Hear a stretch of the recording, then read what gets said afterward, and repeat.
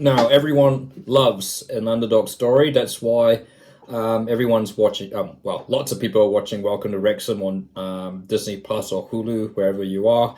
And it's why, yeah, like people are really jumping on the Afghanistan bandwagon at this Cricket World Cup. The most remarkable rise of any sporting team, even in the last 20 years, I guess 30 years, you should say. Of course, Afghanistan cricket. Afghanistan didn't really even have a proper cricket board until 1995, and that was with the help of their neighbors Pakistan. The Afghanistan Cricket Board was formed, and they would eventually get affiliate status with the ICC in 2001. Fast forward about close to 20 years later, nearly 20 years later, Afghanistan would be 11th or 12th, I guess. They got it at the same time as Ireland, but yeah, they would gain test status. And look, it has to be said, it's more than well deserved. If you consider Afghanistan's development has been absolutely meteoric. I mean, I think if you compare it to the other, I think you're thinking of Bangladesh, who got this test status in 2000, around the early 2000s. It's safe to say Bangladesh are the Italy, what Italy are to cricket, what Italy are to rugby. Look, they've got all the resources in there, but development hasn't quite been there. I mean, they still have some really good players, but yeah, back to Afghanistan, of course, they had a win against England, and yeah, they've just beaten the Netherlands. They're pretty much on the cusp they are pushing very hard for a semi-final spot, and yeah, certainly as a Black Caps fan, but I'm not wearing the Black Caps top. I mean, it's a bit bittersweet. Yes, I think New Zealand certainly expects to be in the semi-finals, but of course, if Afghanistan does beat us there somehow, then I would be actually pretty happy. I mean, it's a great story. But of course, I think, look, yeah, they've still got Australia and South Africa to come, so it's going to be a very hard ask. New Zealand have got Pakistan on Saturday night, and then Sri Lanka. So I think it's still in New Zealand's control, even with all I know they had that recent hammering by South Africa.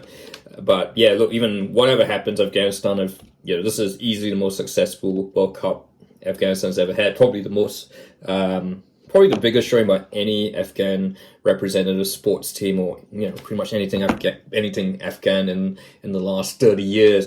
And I guess that brings me to the point. It's crazy to think Afghanistan, probably the most, I think, of their forsaken countries, Afghanistan would probably it. I mean, you talk about the Taliban, the first Taliban era from the 80s, 90s, and that's been much talked about how the country was pretty much sent back to the medieval ages. And then of course you had the American invasion post 9/11 in 2001, and then sort of like the 19, 20 years that the Americans were there, and all the countless of violence, instability, political instability, economic instability, even with democracy there, women and men and women getting more rights. And then, of course, you had the Taliban taking over again for about 2 years ago, which is quite crazy to think. I guess it is interesting. What I guess we should really mention what in the effect of the Taliban government on Afghan cricket, certainly particularly for the women. Of course, as we all know, the Taliban is ultra conservative in terms of that's kind of putting it, I guess, from the West, politely towards women.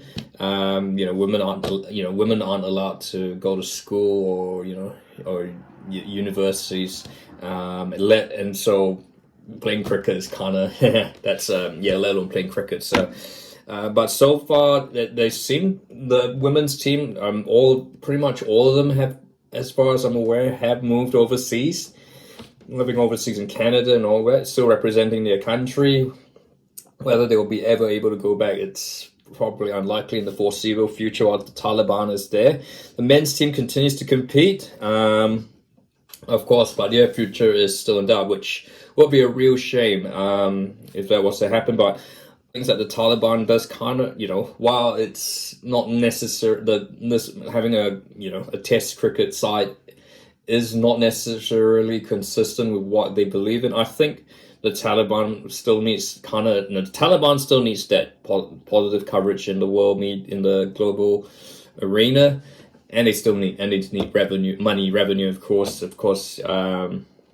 One of the Taliban's biggest money makers was the opium plantations across Afghanistan, and that's still going to be an issue. So I mean that given, I guess cricket sort of forms like a more kosher, positive exposure for the country, not necessary for the Taliban government, of course. Yeah, you would have noticed that the Afghanistan national cricket team is still using their black, red, green tricolors instead of the new white flag that the Taliban has introduced since they took over 2 years ago. So, look, I guess, I mean, this isn't a video about the Taliban, what they're doing in Afghanistan, the effects of that. But look, this is about the cricket team. Look, I guess it's an example of how perhaps poverty and strife perhaps seems to be the biggest driving factor in why some teams just, the most unlikely teams succeed. And yeah, clearly there's talent there, because otherwise, I mean, there are plenty of war-torn countries that just don't have the resources, talent, and they just aren't competitive at all. But Afghanistan clearly had the talent. Look, they've got if you were to talk about Rashid Khan, the players, Rashid Khan, the bowler, also one of the T20 captains, who's got a very prolific career in T20. He's a slow bowler. They've got the captain is Hashmutala Shahidi, sort of like he's just starting to hit his peak. He's got a double ton on Test cricket, and but of course the biggest run scorer for Afghanistan of all time is Rahmat, who actually got Afghanistan's first 100. You've got Mohammad Nabi as well. I guess the thing is, a lot of these players they managed to get opportunities at T20. Whether it's Pakistan, they've got the Afghan Premier League, which is based in UAE, which I guess we should talk about where Afghanistan plays, given Afghanistan's kind of out of bounds for Western countries at the moment.